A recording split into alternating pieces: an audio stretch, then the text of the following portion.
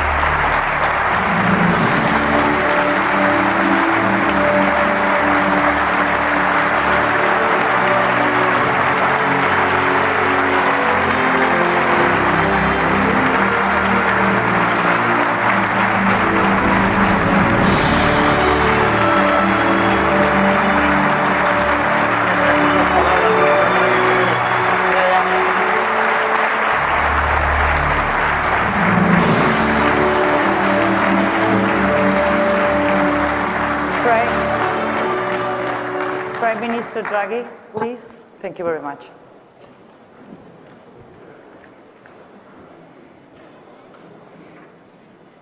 Well, I should say I'm quite moved by all this. I frankly didn't expect such affection. The words all of you said before, I find frankly excessive. I never had the sense that I was actually achieving so much, but thank you anyway. Dear President Sanchez, Ms. Secretary of State Artigas, President Faust, President Bonnet, cara Nadia, Maria Gaia, Jose Manuel, caro Jose Manuel, well, thank you again. What I just said applies entirely to what you said. Just I'm blushing, so you don't see it, but it shows. Well, Professor Mas, thank you for your kind invitation today. I'm very grateful to receive the first ever prize for the European construction of the Cercle d'Economia. As President Faust reminded us, this event has its roots in the intuition of some young economists, professors, and businessmen from Barcelona who back in 1958 decided to found this circle. Such occasions provide a welcome opportunity to discuss openly and freely how to tackle the pressing economic and social issues of our times and how to continue on the path of European integration. The COVID-19 pandemic has dealt a devastating blow to our lives, our societies, our personal behaviors, and had really depressing effects on our society. At least 3.8 million people have lost their lives, and a fifth of that was in Europe. Italy and Spain have been among the hardest hit countries, with more than 200 deaths combined. The uncertainty from the pandemic, as well as the measures adopted to contain it, have also taken a severe toll on the economy. Gross domestic product in the European Union fell by 6.1%, the largest contraction on record. Italy and Spain saw the sharpest reductions with a drop of 8.9 and 10.8 respectively. The development of a number of effective vaccines has set out a clear path out of this crisis. Across the European Union, we've launched ambitious vaccination campaigns that are succeeding in saving lives and reducing the pressure on our hospitals. Nearly 1 in 2 Europeans have received at least one dose of the vaccine, and 1 in 4 have been fully vaccinated. There have been 140,000 new cases across Europe, across the European Union last week, down from more than 1 million only 2 months ago, which shows that we are much better. We aren't finished yet. The vaccination effort has also allowed us to reopen our economies. Growth is bouncing back. The European Commission forecasts that gross domestic product in the European Union will expand by 4.2% this year. But I think in Italy and Spain, the increase is projected to be 4.2 and 5.9 respectively, and I think, frankly, that these figures will be revised upward as confidence, and probably significantly upwards, as confidence returns among companies and families. I think policymakers across the world should take and must take some credit for the speed of this upturn. Throughout the crisis, governments and central banks have put in place a forceful fiscal and monetary policy response to support the economy. I would say an unprecedented forceful response. I don't think I actually remember a fiscal response of this size since the Second World War. Bank regulators have introduced loan moratoria and suspended some of their prudential rules to prevent the risk of a credit crunch.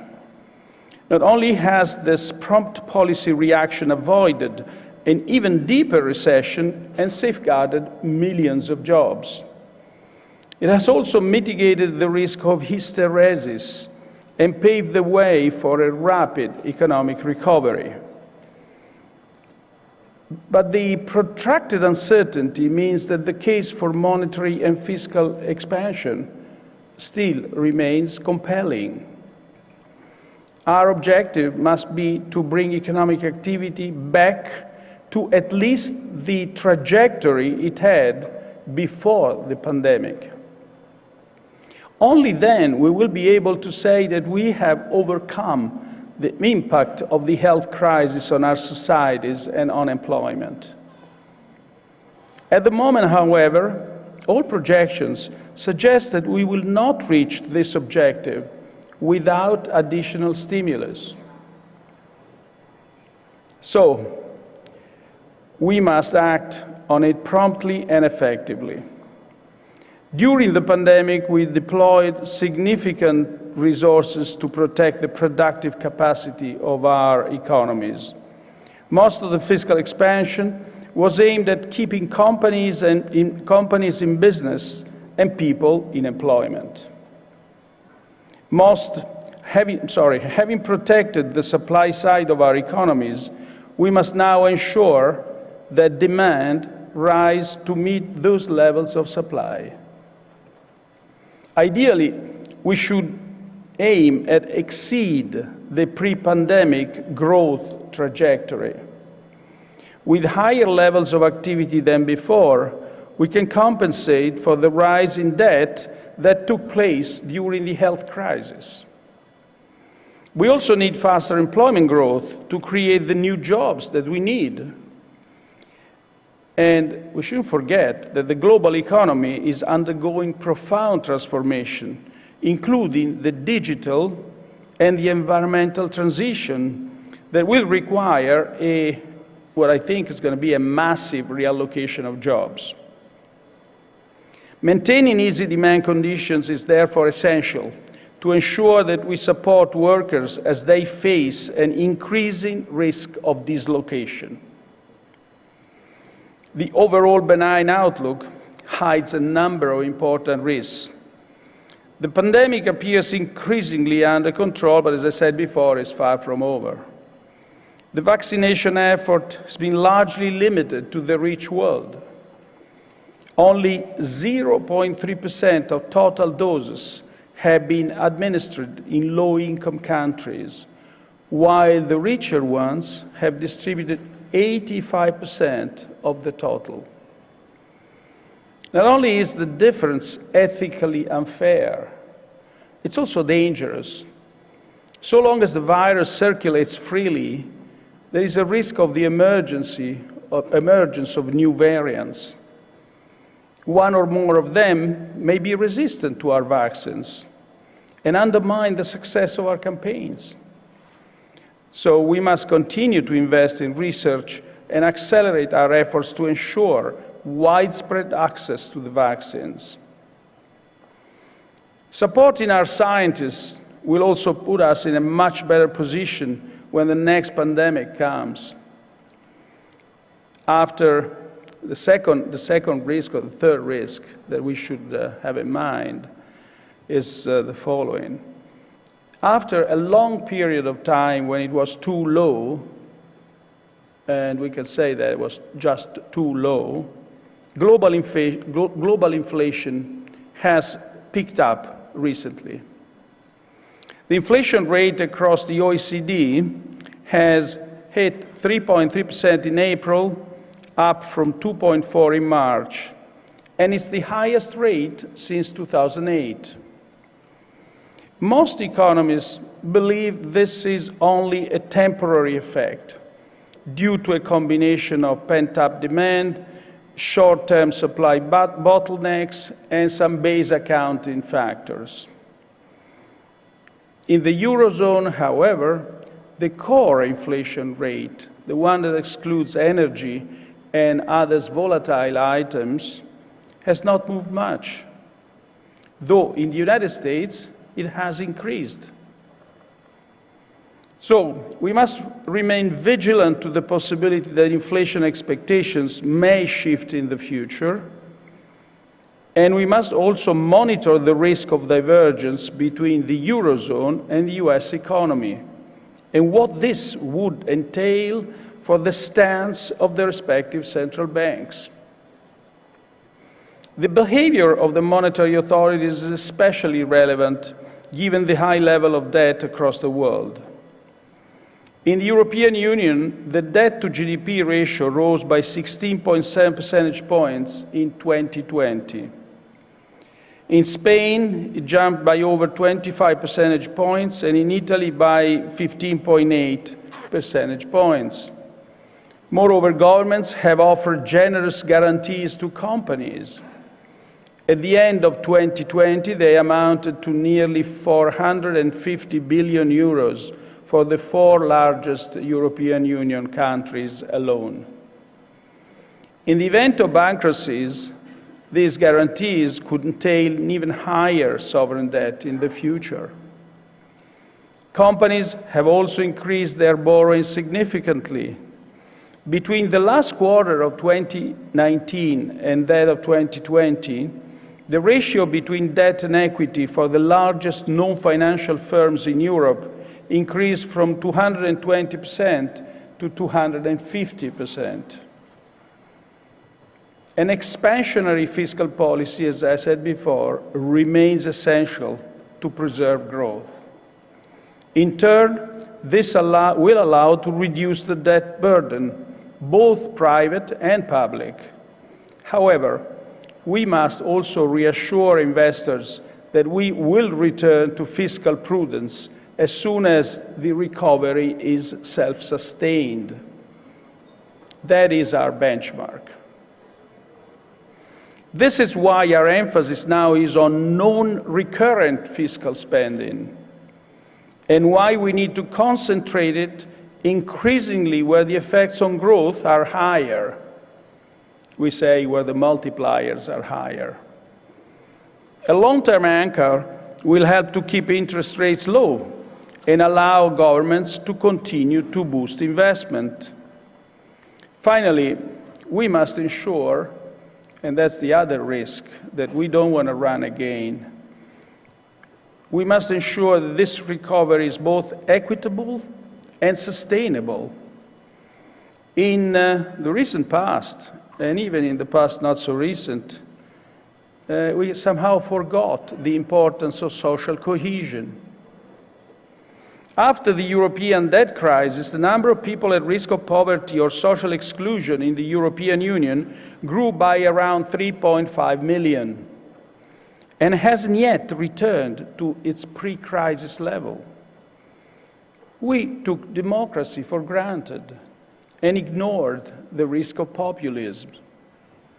As our societies go through significant economic changes, we must accompany workers with active labor policies.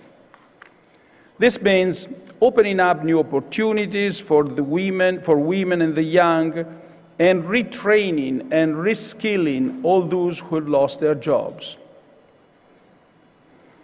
At the same time, we must ensure that during this upturn, we pay greater attention to climate.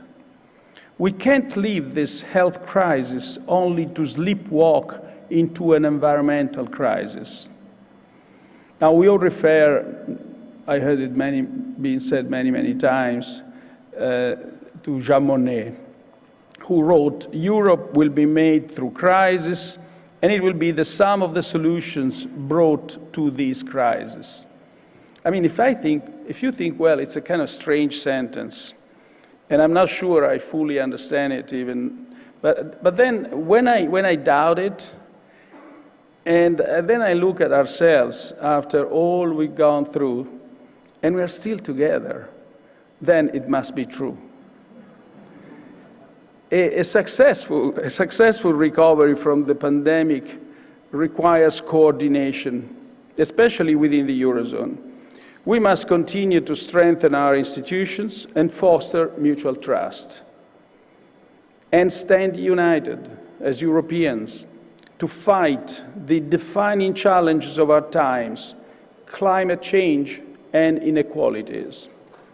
For decades, the rest of the world has looked at Europe for its unique combination of fairness and prosperity.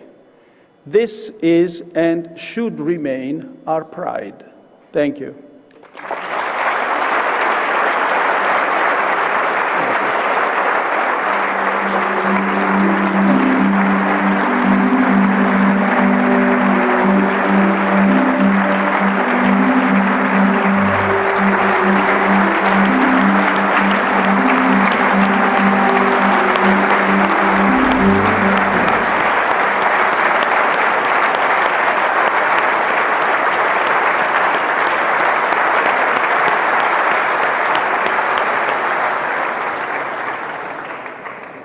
Gracias, primer ministro Draghi. El primer ministro Draghi, el presidente Sánchez y el presidente Faust van a salir a hacerse una fotografía institucional y en unos instantes regresarán, así que si por favor son tan amables de sentarse con nosotros, porque van a tener tiempo de saludarles y de estar con ellos en unos instantes. Muchas gracias.